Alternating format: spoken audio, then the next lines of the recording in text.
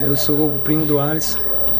E assim, o que eu tenho para falar é que no dia do acontecimento, ele tinha acabado de sair de casa, tinha jantado. A gente chegou até a brincar e tal, porque eu tenho um capacete de trilha lá e ele queria comprar esse capacete. E chegou pra mim perguntando, né, brincando e tal, dizendo que ia sair da central, porque ia mudar pra outro canto. E eu ainda fiquei frescando com ele. Ah, mano, tu não quer trabalhar, mano. Deixa que eu vou pra lá. E ele, pô, vai, que lá é... Tu pensa que é assim, desse jeito. Então, eu fui pra casa de uns amigos, depois voltei pra casa. E quando eu cheguei em casa, um colega meu, ele chegou a dizer pra mim, né? Mandou uma foto do meu primo pro meu WhatsApp e perguntou se esse era o... Se era o mesmo meu primo. Quando eu vi a foto, eu perguntei o que foi que aconteceu. Aí ele, Jonathan, eu acho que mataram teu primo, cara. Naquele mesmo momento, eu cheguei pra minha mãe, não disse o que tinha acontecido, mas eu pedi pra que ela ligasse pra ele. E quando ela ligou, o telefone dele estava desligado.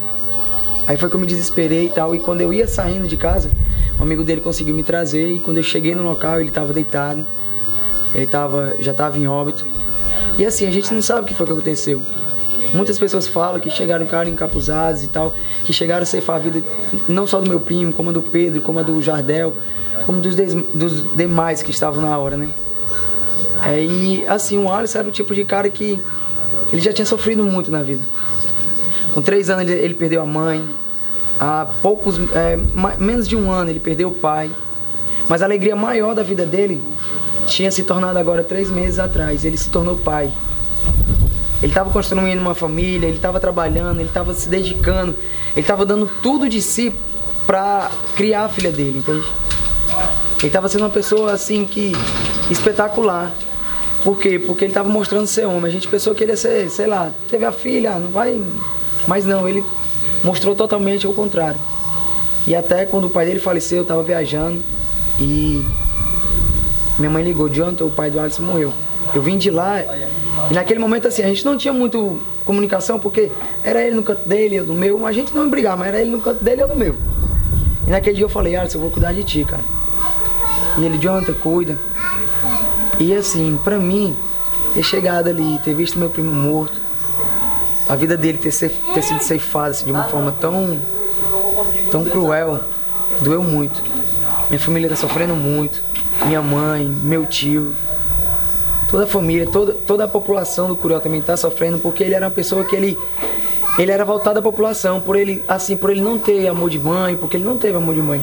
Minha mãe, pra ele, passava o papel de mamãe, mas não é um amor igual de uma mãe mesmo, verdadeira, assim, que era um amor que ela passava pra ele, mas não é um amor que ele realmente queria, porque ela tinha que cuidar de mim, cuidar da minha irmã, entende?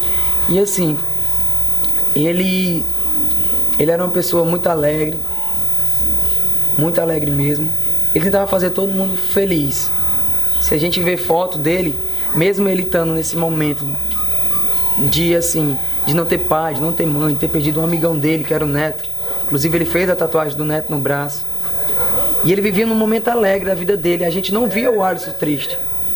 Ele era direto sorrindo. Então assim, a gente quer que alguma coisa seja feita, né? Porque ele não era vagabundo.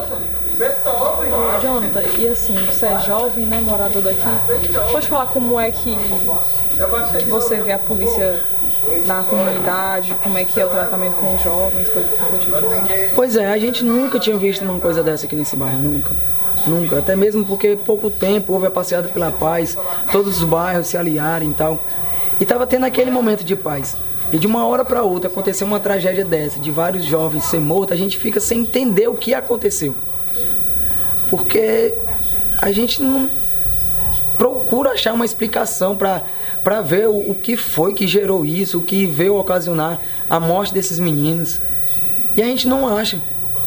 Porque se eles fossem vagabundos, se ele fosse traficante, alguma coisa do tipo, não é que a gente esteja discriminando traficante, porque traficante tem jeito. Essas pessoas que estão presas, elas merecem uma oportunidade. O próprio Jesus, quando estava na cruz, ele perdoou o próprio ladrão que estava do lado dele. E porque Jesus diz na palavra dele que a gente tem que amar uns aos outros. Se ele amou o próprio ladrão que estava do lado dele, por que a gente tem que discriminar as pessoas que estão presas? As pessoas que vivem nas drogas, as pessoas que vivem no mundo perdido. A gente tem que amar eles também. Mas meu primo não era um tipo de pessoa desse jeito. pra ele ceifar a vida dele desse jeito e acabar com o futuro que ele tinha pela frente. Entende?